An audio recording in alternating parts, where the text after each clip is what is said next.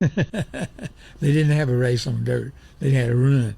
Okay, they can race on the cement, and I think you've seen it that they had more people coming to watch it on cement than they did dirt. I think the first race of dirt, it was just something different.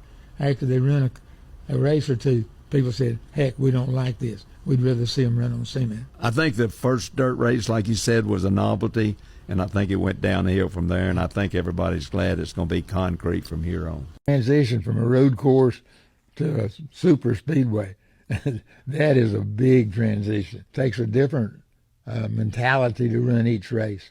And some of the guys that's really good at drafting and stuff are not that good on road courses. Some of the guys on road courses are really good, but they're not that good in drafting. So, and it takes a different mentality to drive those particular kind of racetracks. So that's what's going to make it so interesting. For me, I think is if you miss the big one at Talladega, you'll be okay, and then you go to Charlotte, you can use some strategy and have a driver that's got a good car that's road race orientated. So it's like you said, Richard, it couldn't be any different. Come back and said something about what you had told everybody. I know one thing: if you won a bunch of races, and if you'd have done burnouts, me and you would have had some talks.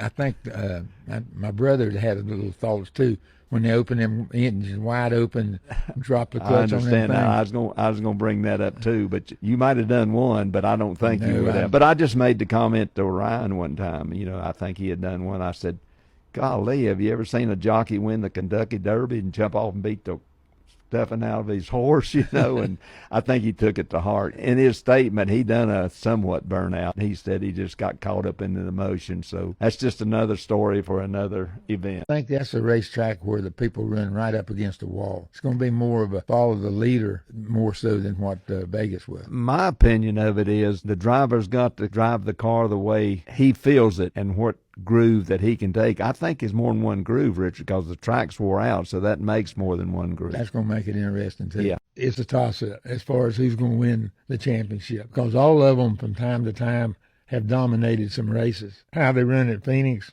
is a whole different ball game. Some of them have got better records at Phoenix, and those would be the people that I think would be the best. Well, all of them are previous winners this year. The Chevrolets know after Martinsville they got work to do, and Phoenix might fall into their wheelhouse. But the Ford look like the best car right now if they don't over adjust. They very easily can be a winner that's not in the top four. Yeah. And I kind of predict that because the pressure's on the pit crew, pit selection, qualifying. It'd be a good race for somebody beside and don't get caught up in somebody else's problem. It's just all out there. The big deal is not what you do, it's what them other people do.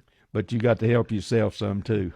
Coming in, and some of the Chevrolet people won't be there anymore. It's going to be a whole new team with the majority of the players being transferred from one car to another. So the big deal is getting used to working with Toyota, which we've never done before. I think Eric has worked with them before, so that's going to help us a little bit. The big deal is the transition of everybody just taking what we had, putting over to the side and bringing everything in new. Most of the components, the running works is all the same. Everything, the brakes, the springs, packages, the shock packages, the underneath, the wheels, and all that is exactly the same. And they're getting somewhat of a new configuration somewhere in the front. I don't know. Ford's getting something different. I think Chevrolet's saying the same. Probably looking at it, if they're side by side, somebody'd have to point it out to me to see the difference. But somewhere they've seen some difference in the wind tunnel probably.